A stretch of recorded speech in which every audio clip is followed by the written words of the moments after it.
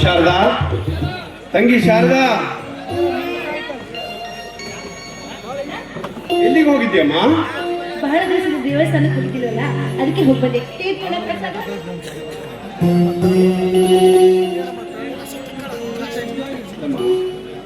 ಪೂಜೆ ಪುನಸ್ಕಾರ ಗುಡಿ ಗುಂಡಾರ ಸುತ್ತೋದ್ರಲ್ಲೇ ನಿನ್ನ ಅರ್ಧ ಆಯುಷ್ಯ ಕಳೆದು ಹೋಯ್ತಮ್ಮ.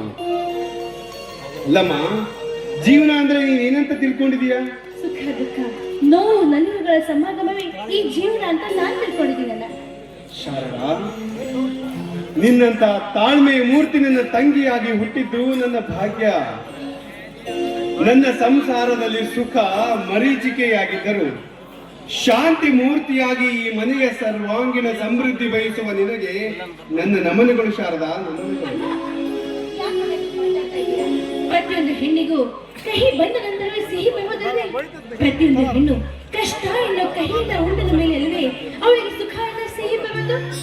ಶಾರದಾ, ಈಗ ನೀನು ಬರೀ ಹೆಣ್ಣಲ್ಲಮ್ಮ, ಗಿಡಕ್ಕೆ ಭಾರವಾಗಿ ಮಾಗಿ ನಿಂತ ರಸ ತುಂಬಿದ ಹಣ್ಣು.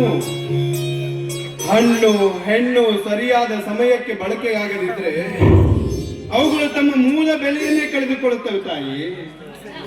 ನಿನ್ನ ಮನಸ್ಸಿನ ನೋವು ಏನು ಅಂತ ನನಗೂ ಚೆನ್ನಾಗಿ ಅರ್ಥ ಆಗುತ್ತೆ. ಆದ್ರೆ ಎಲ್ಲದಕ್ಕೂ ಕಾಲ ಕೂಡಿ ಬರ್ಬೇಕು ಅಲ್ಲ. ಹಣೆ ಬರಹವನ್ನು ಬದಲಾಗೋದಕ್ಕೆ ಯಾರಿಗೂ ಸಾಧ್ಯವಿಲ್ಲ. ಹಣೆಗೆ ಕೂಡಿ ಬಂದ್ರೆ ಹೆತ್ತವರನ್ನ ಕೂಡ ತಡೆಯೋದಕ್ಕೆ ಸಾಧ್ಯವೇ ಇಲ್ಲಂತೆ. ಹೆಣ್ಣಾಗಿ ಭೂಮಿ ಮೇಲೆ ಹುಟ್ಟಿದ್ದೀನಿ ಅಂದ್ಮೇಲೆ ಆ ಬ್ರಹ್ಮ ನನಗಾಗಿ ಒಂದು ಗಂಡನ್ನ ನಿರ್ಮಾಣ ಮಾಡಿರ್ಬೇಕಲ್ವೇ. ಆದ್ರೆ ಅವನು ನಮ್ಮ ಮುಂದೆ ಪ್ರತ್ಯಕ್ಷನಾಗುವ ಕಾಲ ಕೂಡಿ ಬರ್ಬೇಕು ಅಲ್ಲ. ಈಗ ಕೂಡಿ ಬಂದಿದೆ ತಂಗಿ, ಕೂಡಿ ಬಂದಿದೆ. ಹೌದಮ್ಮ, ಮದುಮಗಳಾಗಿ ಹಸಿಮನೆ ಏರುವ ಕಾಲ ಬಹುದೂರ ಉಳಿದಿಲ್ಲ. ದಯವಿಟ್ಟು ನನ್ನ ಕ್ಷಮಿಸ್ಬಿಡೋಣ. ಈ ಮದುವೆಗೆ ನಾನು ಒಪ್ಪಲಾಗಲ್ಲ. ಈ ಮದುವೆಗೆ ನಾನು ಒಪ್ಪಲಾಗಲ್ಲ. ಯಾಕಮ್ಮ, ಯಾಕೆ ಹಿಂಗ ಹೇಳ್ತಿದೀಯಾ?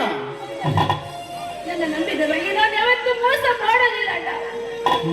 ನನ್ನ ಹೃದಯ ಮಂದಿರಲ್ಲಿ ನಿರ್ಮಿತವಾದ ಪ್ರೇಮ ಮೂರ್ತಿನ ನಾನು ಎಂದಿಗೂ ಕಿತ್ತೆಸೆಯಲ್ಲ. ಯಾರವನು? ಅವನು ಯಾರಾದರೂ ಏನಂತೆ, ಅವನಿಗಾಗಿ ಈ ನನ್ನ ಮನಸ್ಸು ಸೋತಿದೆ. ದೇಹ ಅವನ ಸ್ಪರ್ಶ ಬಯಸುತ್ತಿದೆ. ರಾಗದ ಮೇಲೆ ಮೇಲೆ ನೂರೊಂದು ರಾಗವನ್ನ ಹಾಡ್ತಾ ಇದೆ. ಅಂದ್ಮೇಲೆ ಅವನಿಲ್ಲದೆ ನಾನಿಲ್ಲ, ನಾನಿಲ್ಲದೆ ನೀನಿಲ್ಲ. ಹಾಗಿದ್ಮೇಲೆ ಅವನೊಂದಿಗೆ ನನ್ನ ಮದುವೆ ನಡೆಯಲೇಬೇಕು. ಅಂದ್ರೆ ಈಗಾಗ್ಲೇ ನೀನು ಶೀಲಗಿಟ್ಟಳು ಮಾತ್ರ ಅಲ್ಲ ಅಣ್ಣ, ಮನಸ್ಸೆಂಬ ಹಾಲನ್ನ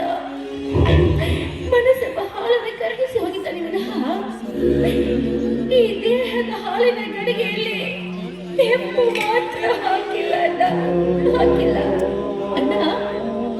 ದೇಹದ ಶೀಲಕ್ಕಿಂತ ಮನಸ್ಸಿನ ಶೀಲವೇ ದೊಡ್ಡದಲ್ಲವೇ ಅಂದಾಗ ನನ್ನ ಮನಸ್ಸು ಈಗಾಗಲೇ ಅವನಿಗಾಗಿ ಶೀಲಗಿಟ್ಟಿದೆ ಅಂತ.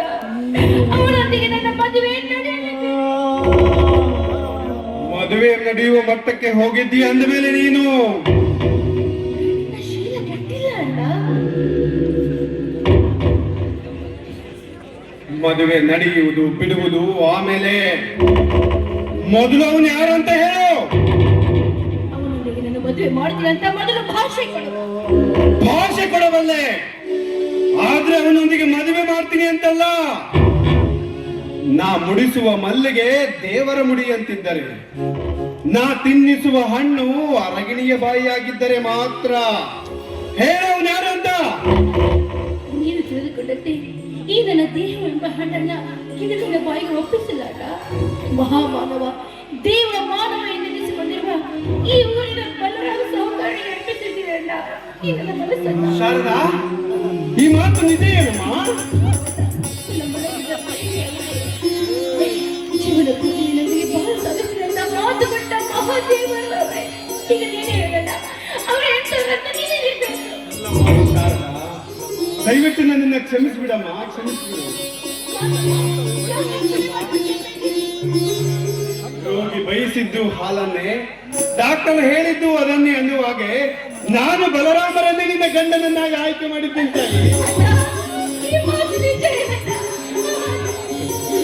ಹೌದಮ್ಮ, ಹೌದು. ಮೊನ್ನೆ ತಾನೇ ಸತ್ಯಮೂರ್ತಿಯವರು ಹೇಳಿದ್ರು, ನಿನ್ನ ತಂಗಿಯನ್ನು ನನ್ನ ಸೊಸೆಯಾಗಿ ಮಾಡಿಕೊಂಡು ನಿಮ್ಮ ಅಪ್ಪಾಜಿಯ ಋಣ ತೀರಿಸ್ತೀನಿ ಅಂತ.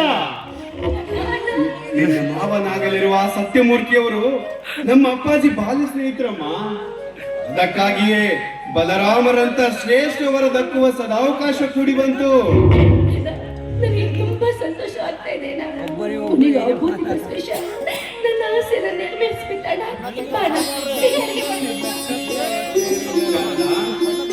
ಸಿಹಿ ತಿನ್ನುವ ಮುನ್ನ ನಿನಗೊಂದು ಮುತ್ತಿನಂತ ಮಾತು ಹೇಳ್ತೀನಿ. ನಿನ್ನ ಜೀವನದ ಕೊನೆಯವರೆಗೂ ಅದನ್ನ ಪಾಲಿಸಬೇಕು. ಅದೇನು ಅಂತ ಹೇಳಿಲ್ಲ.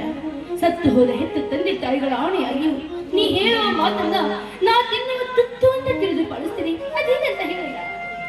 ನೋಡು ತಂಗಿ, ಹೆಣ್ಣು ಜಗದ ಕಣ್ಣು, ಜಗತ್ ಸೃಷ್ಟಿಗೆ ಮೂಲ ಮೆಟ್ಟಿಲು. ಈ ಮೆಟ್ಟಿಲಿಗೆ ಶೀಲವೇ ಭದ್ರ ಬುನಾದಿ.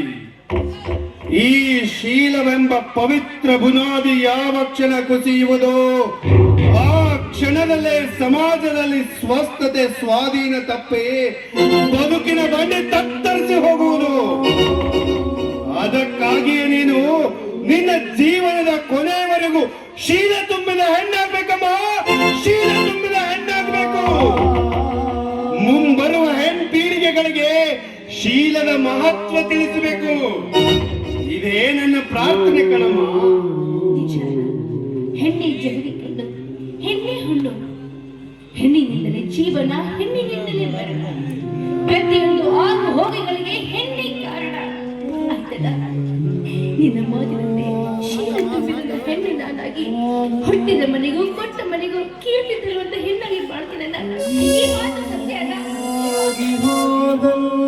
ಸಂತೋಷಮ್ಮ, ಈಗ ನನಗೆ ಸ್ವೀಟ್ ತಿಂದಷ್ಟೇ ಸಂತೋಷವಾಯ್ತು. ನಡಿಯಮ್ಮ, ಒಳಗಡೆ ಹೋಗೋಣ.